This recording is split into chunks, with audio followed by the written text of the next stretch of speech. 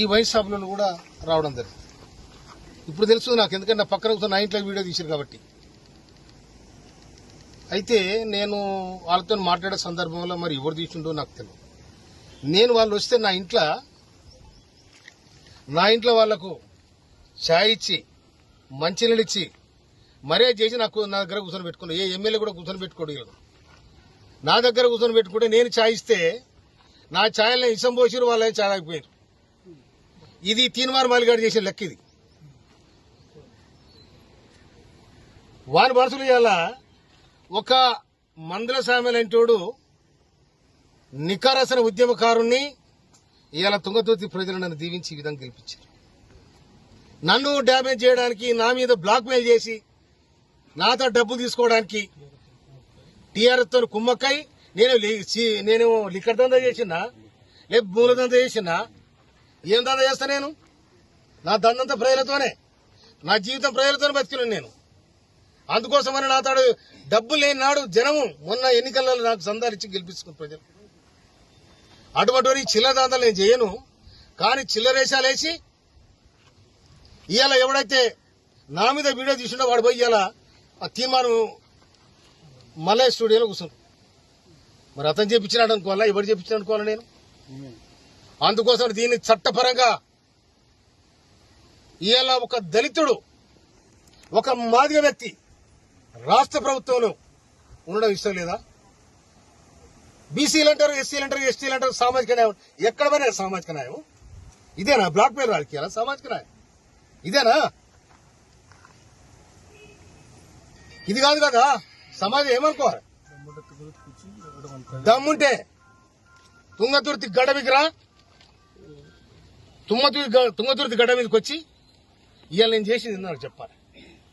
లేకపోతే దీని చట్టపరంగా నేను తప్పకుండా నేను చర్య తీసుకోవడానికి ప్రభుత్వాన్ని విజ్ఞప్తి చేస్తాను.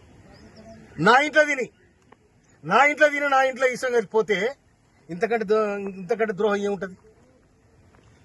వాటిని నాకు ఫోన్ చేసి ఇంకా నీ వీడియోలు ఉన్నాయంటే, వీడియోలు అన్ని మంచి నూక్కోరా నువ్వు, అన్ని మంచి నూక్కో, ఏడు నువ్వు నూక్కో కొడక. మళ్ళా కనుక ఇది వస్తే తొక్కి నేను కథరే దొక్కబో చూసుకో. నేను మందుల సామరెడ్డి ఏమనుకున్నారు మీరు? నేను మా కార్యకర్త దాచుకుంటే న్యాయం కోసం తుంగతుర్తి పోరుగడ్డ కొట్టడానికి గడ్డ ఇది. కానీ మమ్మల్ని బ్లాక్ మెయిల్ చేసి, మమ్మల్ని చీటింగ్ చేసి, నా ఇంటికి వచ్చి నా దగ్గర తిని నాకు వీడియో తీపిస్తారా మీరు? నేను ఇవాళ సమాజంలో ఒక మార్పు రావాలి, గుర్తింపు రావాలి, ఒక సమాజం ఈ విధంగా ఉండాలని ఇవాళ కాంగ్రెస్ ప్రభుత్వం, ఇవాళ రేవంత్ రెడ్డి ప్రభుత్వం మేము విజ్ఞప్తి చేస్తే మాకు ఏబిసిడి వర్గీకరణ చేసింది. మాదిగ మంత్రి కావాలని కొట్లాడినా మేము.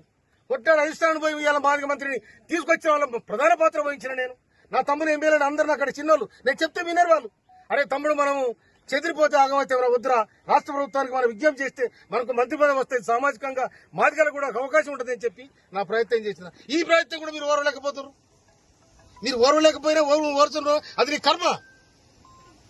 కానీ సమాజంలో చెప్పే మాటలు ఒకటి, చేసేది ఒకటి, చీటింగ్ దందాలు, మాఫియా గ్యాంగులు ఏమంటారంటారు, నా దగ్గర చూపెడతారా?